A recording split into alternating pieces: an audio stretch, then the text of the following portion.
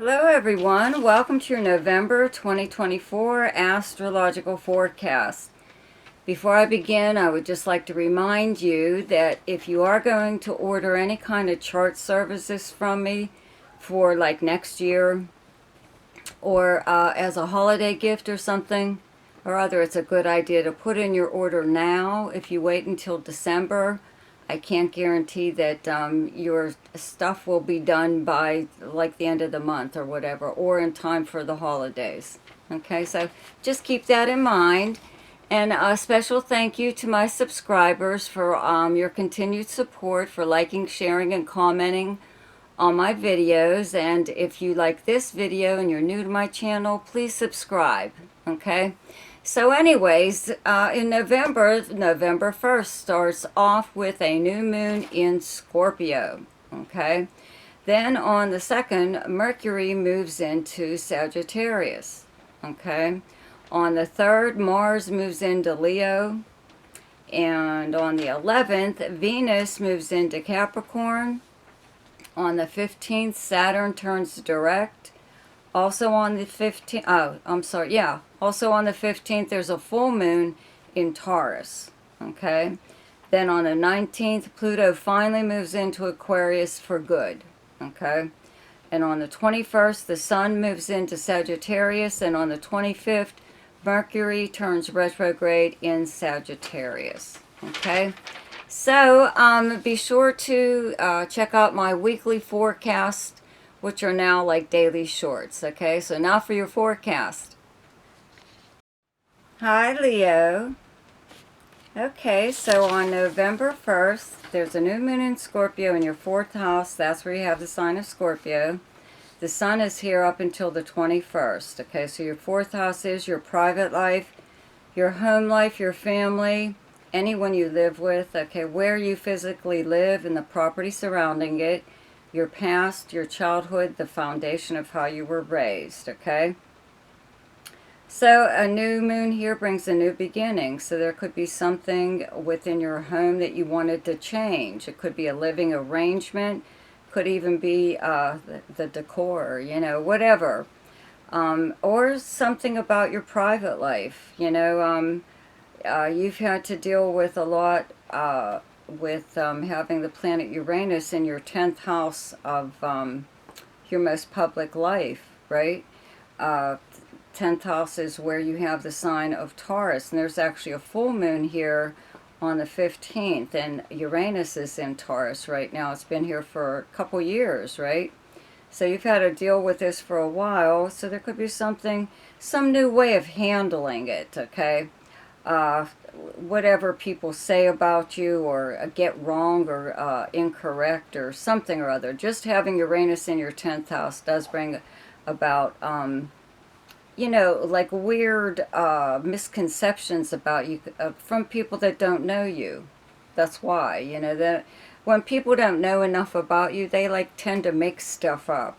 Okay, so it's kind of like that, you know. Some of this stuff is even funny. I mean, you have to have a sense of humor, right, when it comes to certain things, but sometimes it's you're just tired of it. And this could be one of those times where you come up with some kind of solution about your private life. Your private life is private, you know, it's not out there for everyone to know about. And you seem to have come up with some, you know, kind of solution to that. Also, there could be a little bit more activity going on within your home, okay? More people possibly coming. It could be because of the holidays coming up that there are people maybe traveling, maybe wanting to come and either stay with you or at least visit you, okay? You could also be being invited to someone's home at this time, okay? So I did mention now there was a full moon in Taurus on the 15th in your 10th house of your most public house, how you're known by reputation, professionally, for your career, even if you're retired, what you used to do in the past. Also, your personal public persona. Okay, so this is how people view and speak about you publicly, like on social media. But if you were a celebrity type person, this is where you know, you would be getting a lot of press, some of it kind of bizarre, that's all. You know, with the planet Uranus here bringing about unexpected events, or just totally something different, something very, very different. However, the planet Uranus does rule pretty much freedom. Freedom, okay? So maybe people see you that way, even. Just somebody who lives their life the way they want to. They don't care about what anyone else thinks. You know, something or other. But the full moon here could bring whatever to a head. And again, if you're not a celebrity and there's no reason for people to be discussing you, then this would more than likely happen like on social media, or somebody could say something about you that again is incorrect, or and you correct them finally, you know, however way you do it. You know, you maybe you were unaware even that someone thought whatever about you, you know, so this would be the time to make that correction. That's all. Okay, so on the 2nd, yeah, Mercury moves into Sagittarius, and then the Sun moves into Sagittarius on the 5th. Venus is still here up until the 11th, okay? And then Mercury in Sagittarius turns retrograde on the 25th, and this is all happening in your 5th house of fun, okay? So it's time for you to have fun and not even worry about whatever, okay? 5th house is the fun and romance, creativity, gambling, speculation, entertainment, all forms of entertainment, sports and games, and anything to do with children.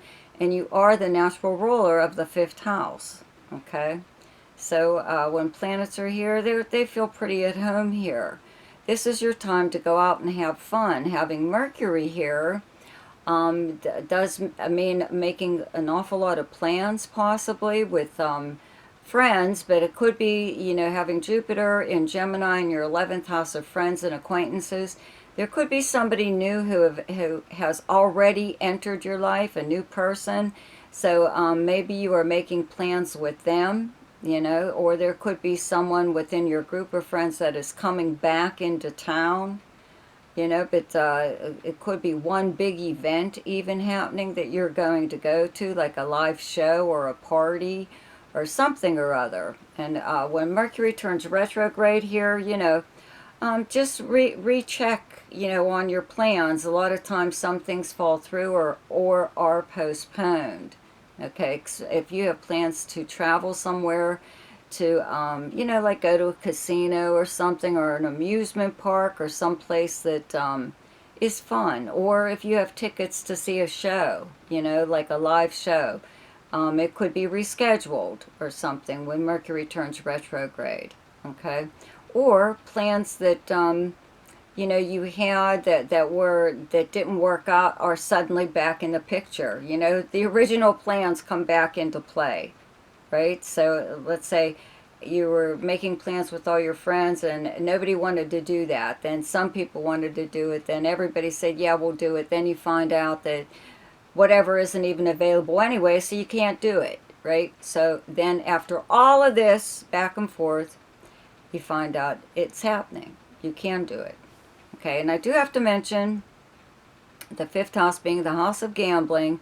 Whenever Mercury is here, okay, and especially when it turns retrograde here, once it turns retrograde, okay, if you play lottery numbers and you play the same numbers all the time, and let's say that that number came up in November when Mercury was here in direct motion, and so you thought you dropped it, you didn't play it anymore because you're like, well, it just came up, it's not going to come up again.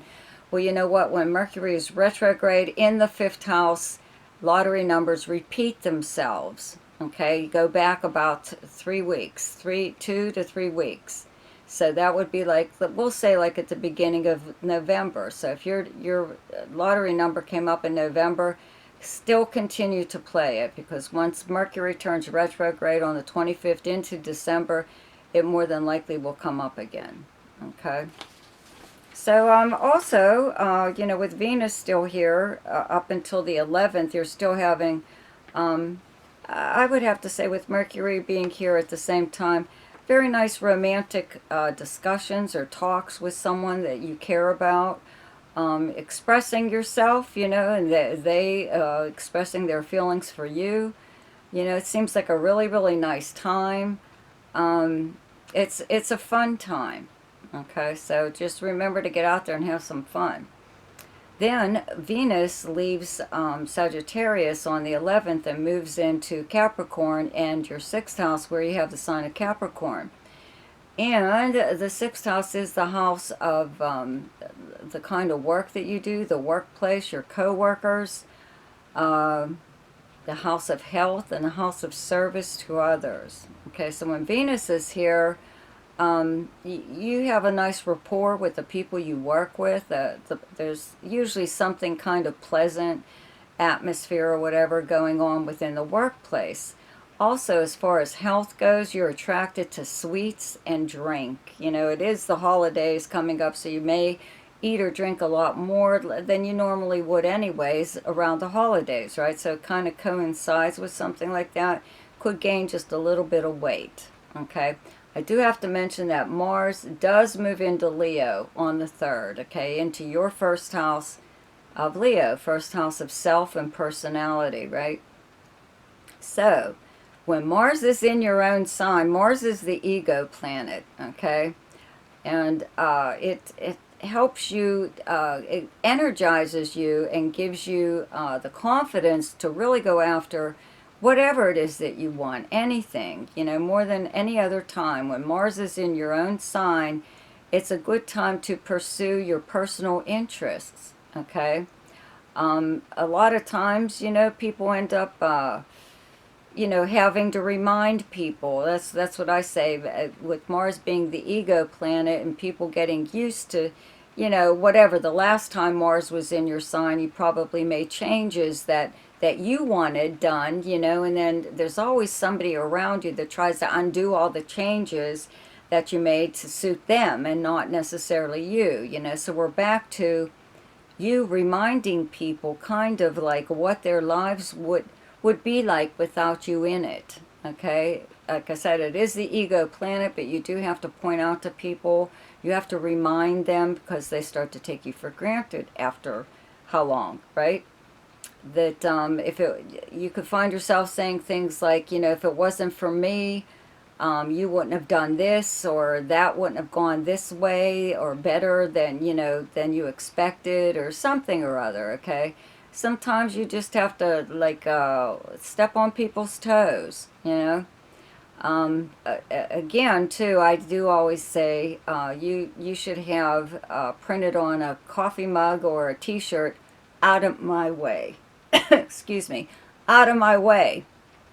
Because this is one of those transits, okay, where you're just like, you're making corrections. That's what Mars is for, to make corrections in your life. Things or people that are not working out, just get rid of them, you know. It seems easy to say that, but excuse me, it will happen. Okay, so I just keep that in mind. It does stay in low degrees, so I would have to say people born like at the end of July will be affected by this more. Mars does retrograde back into Cancer again for like a couple months, I think up until April. And but I believe Mars is in Leo all of December. But so it will be in your sign again in like May or something or other. But anyways, I do have to mention Pluto has fully moved into Aquarius on the 19th, and your 7th house. That's where you have the sign of Aquarius. It is directly across from your first house of Leo. So you will have to listen to the video that I'm doing on Pluto in Aquarius, okay, for more detail. But at this time, you know, the word power is associated a lot with Pluto. So 7th house is close relationships and partnerships, whether they're business, romantic, or friendship. Also the house of arrangements and agreements, open enemies, and competition, and many, many other things, okay? So there could be a test of wills, you know, while Pluto is here. Who has all the power or equal power within your close relationships. Okay, you could have, if you're in business with someone, you could have a partner that's very overbearing and wants to run the business the way they want it done, whatever. Okay, like I said, I'll get into it more on the video. So then, Saturn in Pisces turns direct on the 15th, okay? In your 8th house, where you have the sign of Pisces, you have Saturn, and Neptune is also in Pisces, and it's still retrograde. But 8th house is a money house. It's other people's money and resources. It's creditors. It's bank accounts.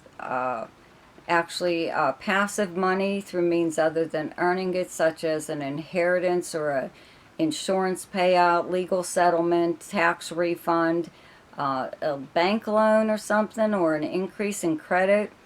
With these planets here, you know, it's been hard to borrow money possibly, or have access to resources that maybe you once had before. This could even be government related, you know, with that Pluto. Again, in Aquarius, in your 7th house, there could be a government agency that really gets in the way, really yanks your chain, you know.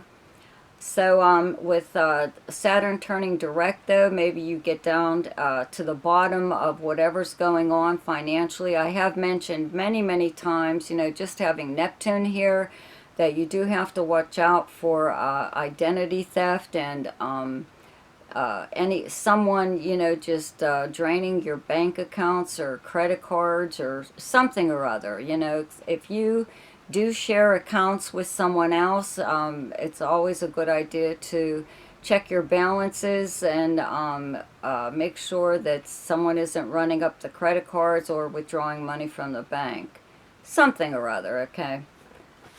So that's something you would normally do anyways, but just because having those planets there does bring about deception. It brings about deception in money and resources, okay?